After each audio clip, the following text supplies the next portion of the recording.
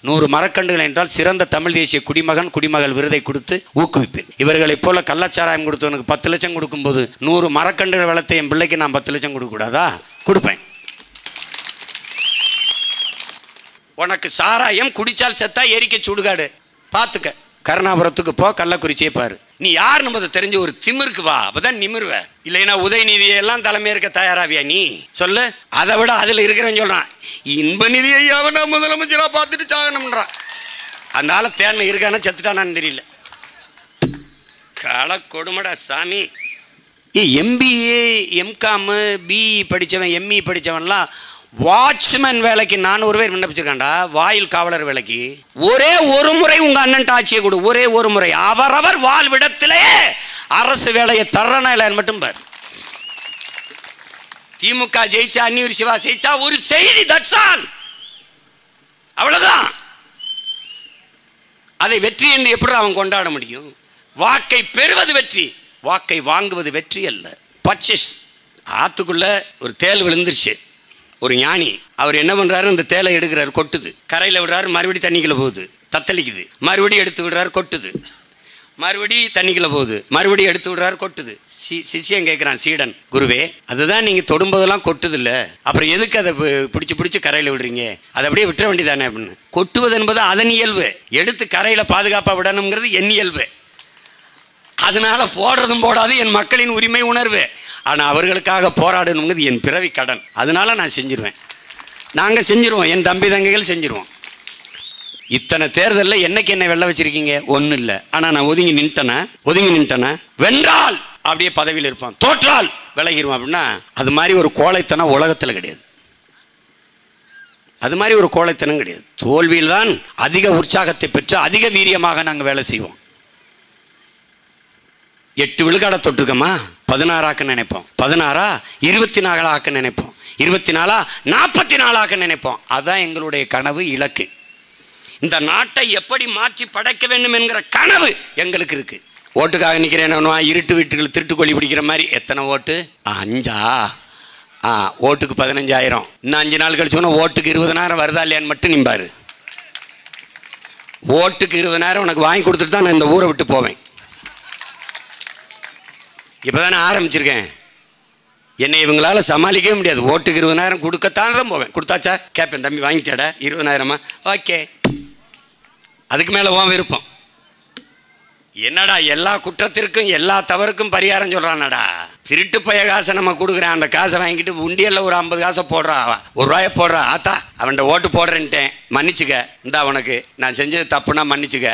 இவங்க இந்த பாவிகளுக்கு ஓட்டு போட முடியாது, போடுறா. உண்டியலில் நேர்ந்துக்கிட்டு ₹1 ₹5 போட்டு திருப்பி வந்து மைக்கு ஓட்டை போட்டு போடா. என்ன வருதுன்னு பாடுறா, ஒன்றும் வராது. நீ நல்லவனை ஏமாத்தினா குற்ற உணர்வு இருக்கலாம். அயோக்கிய பைய, திருட்டு பைய, கேடுகட்டவனை ஏமாத்தினா நீ ஏன்டா பயப்படுற? அது உனக்கு பெருமை தான். பணம் இருந்தால் அரசியல் செய்யலாம்னா பணக்காரன் தானடா அதிகாரத்துக்கு வருவான். அடித்தட்டு ஏழை எளிய மக்கள் எப்படா வர முடியும்? இந்த மாதிரி ஒரு மகள் என்னைக்கிட அதிகாரத்துக்கு வர்றது? என்னைக்கு வர்றது? முதல்ல எதுக்கு உங்க பிள்ளைகள் கத்திக்கொண்டிருக்கோம்? உன் உடன் பிறந்தவர்கள், உன் அண்ணன் தம்பிகள், உன் அக்கா தங்கைகள் ஏன் கத்துக்கிறோம் அதை கவனி. நீ அப்புறமா ஓட்டு போடு. எவனுக்கோ போடல, இத்தனை வருஷம் போடல, போட்டா போடு, போடலைன்னா போ. ஆனா தெரிஞ்சுக்கிட்டு போடு. என்ன செய்யறோம், எதுக்காக செய்யறோம் தெரிஞ்சுக்கிட்டு போடு. ஏன் போட்டாய் சீமானுக்கு? ஏன் போட்டாய் அவன் தங்கை அபிநயா பொன்னிவளவனுக்கு? எதற்காக மைக் சின்னத்திலே ஓட்டு போட்டாய் என்று கேட்டால் இதற்காக போட்டேன் என்று சொல்வதற்கான அறிவும் ஞானமும் உனக்கு இருக்கணும். அது ரொம்ப முக்கியம். நீ இந்த கேடுகட்ட கூட்டம் செய்யறத அரசியல் நினைச்சுக்கிட்டு இருக்காத.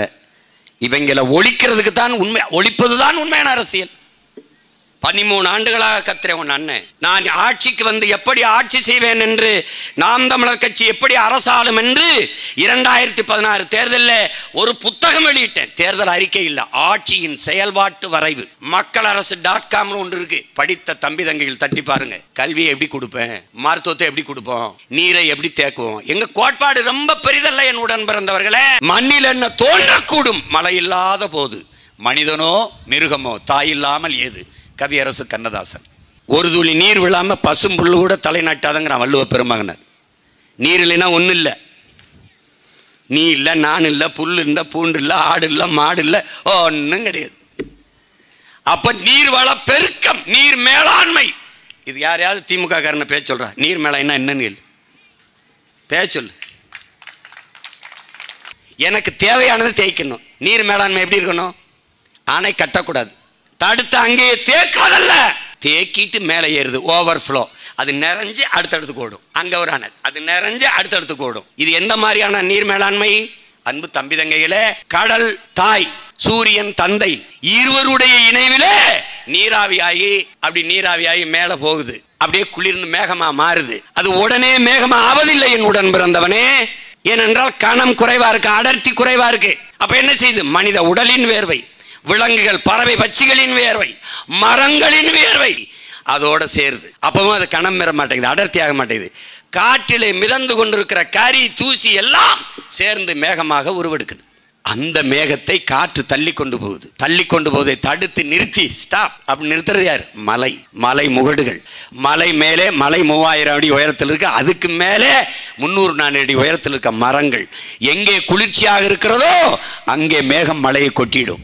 குளிர்ச்சி இல்லை என்றால் திரும்பி வந்து கடல்ல கொட்டிடும். இதுதான். அப்படி கொட்டுகிற மலையை அப்படியே உடனே கீழே இறங்கி ஓட விடாம மரம் தன் இலையில் வேர்களில் அப்படி பிடிச்சு வச்சுக்குது. இலையை கொட்டி கொட்டி கொட்டி கொட்டி வேர்களில் மக்கி அது மண்ணாக புது வடிவம் பெற்றுகிறது. நீரை தேக்கி வைத்துக் கொள்ளுது தன் உணவுக்கு. அங்கிருந்து உருண்டு ஓடி வரதை கிராஸ்லேண்ட், புல்வெளி, அந்த சமவெளியில் இருக்க புற்கள் தன்னுடைய உணவு தேவைக்கு தேக்கி வச்சுக்கிறது. அங்கிருந்து ஓடி வருவதை சோலைக்காடுகள் என்று அடர்ந்த புற்கள் இருக்கு, அது தன் உணவுக்கு தேக்கி வச்சுக்கிறது. அப்ப என்ன வருது? அங்க இருந்து உருண்டு வருகிற துளிகள் அருவியாக கொட்டுது. அருவி ஆறாக பெருக்கெடுத்து ஓடுது. அதை எங்க உண்டி விட்டுறணும்? தாய்கிட்ட விட்டுறணும், கடல்ல சேர விட்டுறணும். அதுக்கு எப்படி முறை? பசுமாடு நம்ம பால் கறக்கணும், கண்ணுக்குட்டி அங்க கட்டியிருப்போம், அவுத்து விடுவோம். அது போய் மாரில் முட்டினோடனே அந்த மாட்டுக்கு, பசுமாட்டுக்கு ஒரு புல்லையோ வைக்கலையோ போட்டுருவோம். அவர் சாப்பிட்டுட்டு இருப்பாரு. தன் கண்டுதான் பால் குடிக்கிறது என்ற அதே உணர்வுல இருக்கும் பசு. பாலை விட்டுரும். 2 முட்டி லேசா அதை சப்பை விட்டு குடிக்க விட்டு கண்ணுக்குட்டியை பிடிச்சி இங்கே கட்டிடுவோம், பாலை கறப்போம். அது நினைக்கும் கண்ணுக்குட்டி தான் குடிக்குதுன்ட்டு. ஆனால் நீ என்ன சொல்லுவ? பசு பால் தரும், காக்கை வடையை திருடி விட்டதும்ப. நீ தான்டா பாலை திருடுறா பரதேசி, நீ தான் பாலை திருடுற. அதுக்கு உனக்கு பால் கறக்கல, கண்ணுக்குட்டிக்கு தான். ஆனால் நீ எடுத்துக்கிட்டு என்ன செய்யற?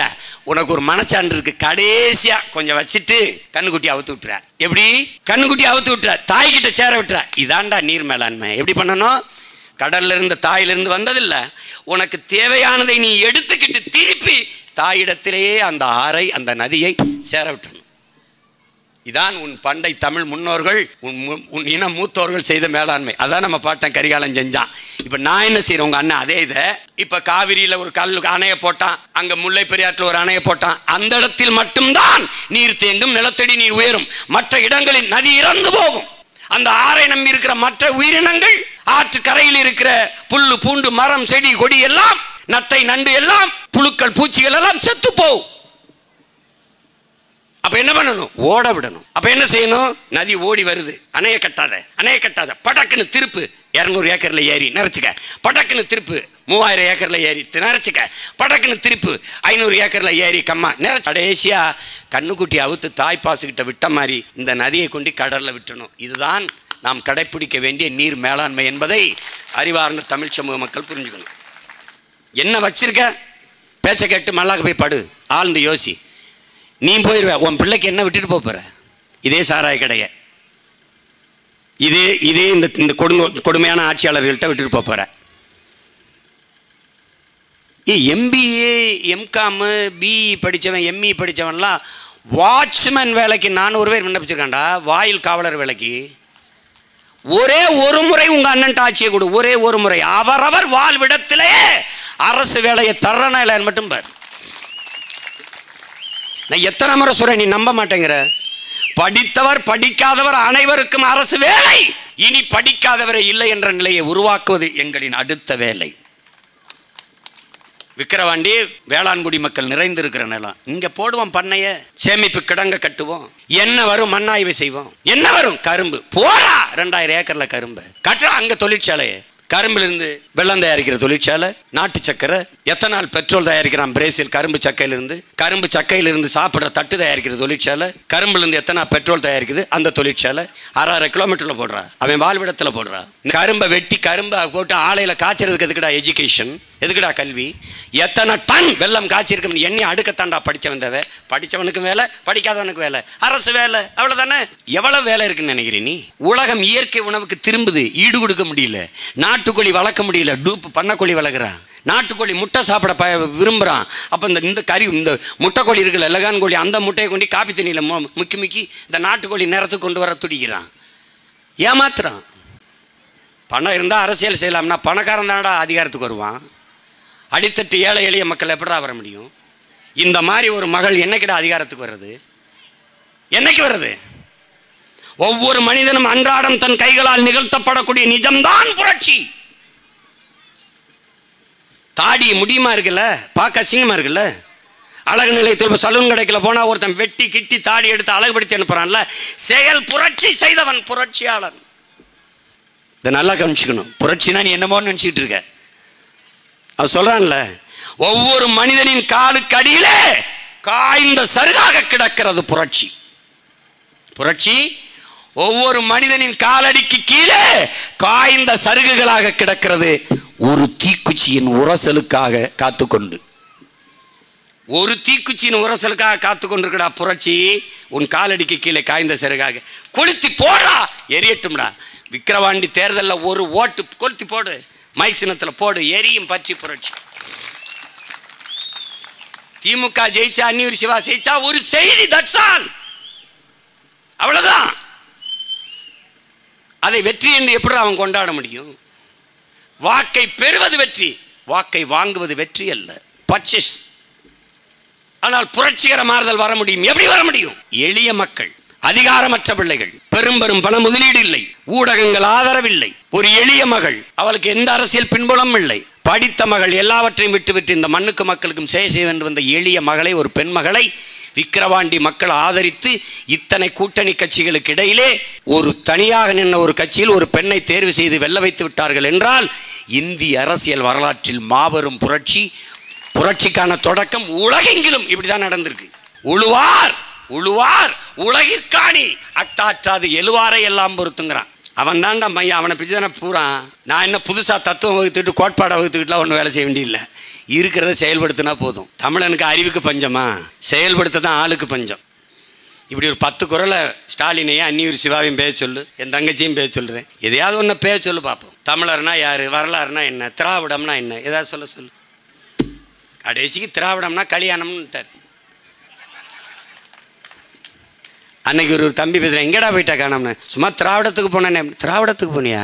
திராவிடம்னா அதானே நண்பனுக்கு கல்யாணம். கல்யாணத்துக்கு போகிறதுக்கு திராவிடத்துக்கு அண்ணே, முதல்வர் ஸ்டாலின் சொல்லியிருக்காரு அண்ணே, திராவிடம் திராவிடம் என்று கேட்கிறார்களே அவர்களுக்கு சொல்லுவேன், இந்த கல்யாணம் தான் திராவிடம்னு. ஓ, இதுதானே கல்யாணம் தான் திராவிடமா? என் பங்காளி வடிவேல் சொல்லுவார்ல, பாரதியாரா பாரதி ராசாவா, அவரே கன்ஃபியூஸ் ஆகிட்டாரா ஐயோ அப்படின்னு. அவங்களுக்கு என்னன்னே தெரியல. இவ்வளோ காலம் வண்டி ஓட்டிட்டாங்க, என்னன்னே தெரியல. எல்லாருக்கும் வேலை கொடுக்க முடியும். வேளாண்மையை முன்னிறுத்தி கட்டமைத்தால் வேலை இல்லை என்று எவரும் சொல்ல முடியாது. அண்ணன் சொல்கிறேன் பாரு, ஒரு பனை மரம், அடர்த்தியாக பனை மரம் கிட்ட தொழிற்சாலை, பதநீர் கருப்பட்டி, பனங்கற்கண்டு, நல்லா கவனிச்சுக்க. பனை ஓலையிலிருந்து கொட்டான், பொட்டி, பாய் எல்லாம், பனை நாரிலிருந்து கட்டில், கயிறு எல்லாம், எல்லாமே தயாரிக்க முடியும். நொங்கு பதப்படுத்துகிறோம், பனங்கிழங்க பதப்படுத்துகிறோம். பனங்கிழங்கு மாவு, மைதா அதை விட சிறந்த மாவு. அதில் ரொட்டி சொல்லலாம், சப்பாத்தி சொல்லலாம், கூழ் களி கிண்டி சாப்பிடலாம், எல்லாம் செய்யலாம். இதையெல்லாம் என் தலைவன் செய்து காட்டினார். பனம் பழத்திலிருந்து மிட்டாய் இல்லை, அந்த சாறை எடுத்து மிட்டாய் செய்து விற்கலாம். எவ்வளவோ செய்யலாம். தன் உடலிலே எல்லாவற்றையும் பயன்பாட்டுக்கு தருகிற ஒரு உயிர் இருக்கிறது என்றால் அது பனை தான். எல்லாவற்றையும் பயனுக்கு தரும். அங்கே ஒரு தொழிற்சாலை, அது ஒன்றாலும் செய்ய முடியாதா? இந்த சீமை சரக்கை ஒழிச்சிட்டு கல்லுக்கடையை திறந்து விட்டோன்னா அழகாக இருக்கும் நாடு. எந்த பயலும் சொத்த வைக்க மாட்டான், குடிச்சிட்டு சாக மாட்டான். 2 லிட்டருக்கு மேலே குடிக்கிற ஒரு ஆளை சொல்கிறா பார்ப்போம். ரொம்ப பெரிய மொடா குடியாரனா தான் 3 லிட்டர் குடிப்பான், அவ்வளோதான் குடிப்பான். எப்படி சீமான்னு சொல்கிற? பிறந்து வளர்ந்ததே அங்கே இருந்து தான். கல்லூரிக்கு போகும்போது கல் குடிச்சிட்டு போனவனை பற்றியாடா? நான் தான். நான் மட்டும் இல்லை, எங்கள் அண்ணன் தம்பி எல்லாரும். இந்த எங்கள் அண்ணன் உட்காந்துருக்கேன். இப்போ எங்கள் அண்ணன் இருக்கா? எங்கடா ரவிண்ணே? எங்கே இருக்கிறது? உலகத்தில் காலேஜ் கல்லூரி வாசலில் கல்லுக்கடை வச்சு பார்த்துருக்கீங்களா? நானும் எங்கள் அண்ணன் படித்த கல்லூரியில் தான் போவோம். வகுப்புக்கு ஒரு பதிவேட்டை கொடுப்போம், 2 பேர் வருவோம், 4-5 பேர் 10 பேர் நண்பர்கள். கல்லை குடிப்போம், நேராக பரம்குடி போவோம், புரோட்டா திம்பம், படம் பார்ப்போம், திருப்பி வருவோம். மாலையில் கபடி விளையாட போவோம். ஊருக்கு விளையாட போகிறது. மச்சான் நான் விளையாண்டு கொடுப்போம். என்னடா மச்சான் வேணும்? ஒன்றும் இல்லை மச்சான், கல் போட்டா படம் டிக்கெட்டு 10 ரூபா தான். அப்போ விளையாண்டு கொடுத்து ஜெயிச்சுட்டு பரிசை வாங்கிட்டு படத்துக்கு போவோம். இதே தான் வேலை. இப்போ என்ன படிச்சுப்போம்? நல்லா தான் படித்தோம்.